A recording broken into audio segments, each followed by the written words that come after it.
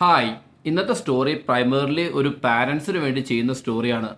നമ്മുടെ ഇടയിൽ പല പാരൻസും കുട്ടികളോട് വളരെ ദേഷ്യപ്പെട്ടും ഒച്ചയെടുത്തും പല കാര്യങ്ങളും പറയാറുണ്ട്. കാരണം കുട്ടികൾ ചെയ്യുന്ന ഓരോ തെറ്റ് ക്ലിയർ ചെയ്യാൻ വേണ്ടിയാണ് പറയുന്നത്. അന്നേരം പല പാരൻസിൻ്റെ ചിന്ത എന്താണെന്ന് വെച്ചിട്ടുണ്ടെങ്കിൽ ഇങ്ങനെ ദേഷ്യപ്പെട്ട് പറഞ്ഞാൽ മാത്രമാണ് കുട്ടികൾക്ക് അവരുടെ തലയിലേക്ക് അത് കറക്റ്റായിട്ട് കയറുള്ളത്, അവരിനി ആ കാര്യങ്ങൾ റിപ്പീറ്റ് ചെയ്യാതിരിക്കുള്ളൂ എന്നാണ്. പക്ഷേ ആ ഒരു മൊമെൻറ്റിൽ ആ ഒരു സ്റ്റേറ്റ്മെൻറ്റ് കറക്റ്റാണ്. കാരണം അവർ പെട്ടെന്ന് ശ്രദ്ധിക്കുകയും പെട്ടെന്ന് അനുസരിക്കുകയും അവർ നല്ല രീതിയിലേക്ക് ആവുകയും ചെയ്യും. പക്ഷേ ആ ഒരു ചെയ്യുന്ന കാര്യം കൊണ്ട് അവരുടെ കോൺഫിഡൻസ് ലെവൽ നഷ്ടപ്പെടുന്നു, അവരുടെ മനസ്സിൽ അതൊന്നും ഒരു മുറിവായിട്ട് തന്നെ കിടക്കുന്നു. പക്ഷെ നമ്മളത് അറിയുന്നുണ്ടാവില്ല. ചിലപ്പോൾ ഇത് ഓവർ ദ ടൈം ആ മുറിവ് വലുതായി വന്നുകൊണ്ടേയിരിക്കും. പക്ഷെ അതേസമയം നമ്മൾ അവരോട് സോഫ്റ്റായിട്ട് പറയുന്നു, അവരോട് കൃത്യമായിട്ട് കാര്യം മനസ്സിലായെന്ന് ചോദിക്കുന്നു, ഇനി അത് റിപ്പീറ്റ് ചെയ്യുമോ എന്ന് ചോദിക്കുന്നു.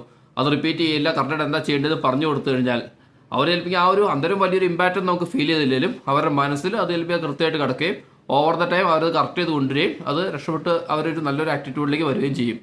അപ്പോൾ ആ ഒരു കൺസെപ്റ്റ് ക്ലിയർ ചെയ്യാനാണ് ഇന്നത്തെ സ്റ്റോറി ഇങ്ങോട്ട് ഷെയർ ചെയ്യുന്നത്. സ്റ്റോറി എങ്ങനെയാണ്, രാം എന്ന് പറയുന്ന ഒരു ബിസിനസ്സുകാരൻ, ബിസിനസ് എന്ന് പറഞ്ഞാൽ അയാൾ ചെയ്യുന്ന വർക്ക് ഇന്റീരിയർ ഡിസൈനിങ് കാര്യമൊക്കെയാണ്. അപ്പോൾ നല്ല രീതിയിൽ കസ്റ്റമൈസുമായിട്ട് ഹാൻഡിൽ ചെയ്യേണ്ട ഒരു കേസാണ്. അത്യാവശ്യം ഒരുപാട് നല്ല ബിസിനസ് ഉള്ള ഒരാളാണ്.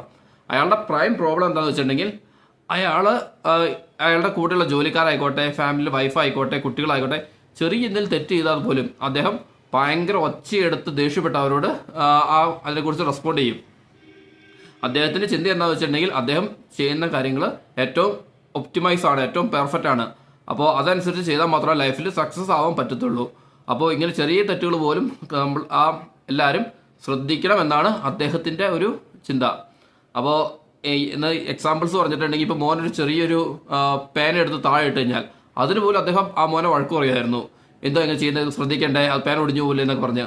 ഈവൻ വീട്ടിലെ കാര്യമാണെങ്കിൽ പോലും ഇപ്പോൾ വൈഫ് എന്തെങ്കിലും ഫുഡ് ഉണ്ടാക്കിയത് ശരിയായിട്ടില്ലെങ്കിൽ അദ്ദേഹം പറയും, ഞാൻ ഈ വീടിന് എന്തോരമാണ് കഷ്ടപ്പെടുന്നത്, എനിക്കൊരു നല്ല ഫുഡ് പോലും ഉണ്ടാക്കി തരാൻ പറ്റില്ല എന്ന് പറഞ്ഞ് ഒച്ചയെടുക്കുകയും ദേഷ്യപ്പെടുകയും ചെയ്യുമായിരുന്നു.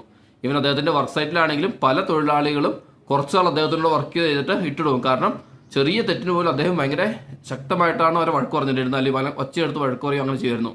അപ്പോൾ അങ്ങനെ അദ്ദേഹത്തിൻ്റെ ലൈഫ് ഇങ്ങനെ ഓൾമോസ്റ്റ് സ്മൂത്തായിട്ടാണ് പോയിക്കൊണ്ടിരുന്നത്. അങ്ങനെ ഇരുന്ന ഒരു ദിവസം ഈ അദ്ദേഹത്തിൻ്റെ മകൻ പഠിക്കുന്ന സ്കൂളിൽ അദ്ദേഹത്തിൻ്റെ പരീക്ഷ റിസൾട്ട് വന്നപ്പോൾ അവൻ ഒരു സബ്ജക്റ്റിന് ഫെയിലായി. അപ്പോൾ അവന് വീട്ടിലേക്ക് പോകാൻ ഭയങ്കര പേടി. കാരണം വീട്ടിൽ പോയി കഴിഞ്ഞിട്ട് അച്ഛൻ വഴക്ക് പറയും, ഒരുപാട് ശകാരിക്കുമെന്ന് അവൻ അറിയാവുന്ന കാരണം അവൻ അന്ന് സ്കൂളിൽ തന്നെ ഇരിക്കാൻ തീരുമാനിച്ചു. അപ്പോൾ അങ്ങനെ വൈകുന്നേരം സ്കൂളിൽ തന്നെ ഇരുന്നു. പിള്ളേരെല്ലാവരും പോയി, അവനവിടെ ഒറ്റയ്ക്കായി.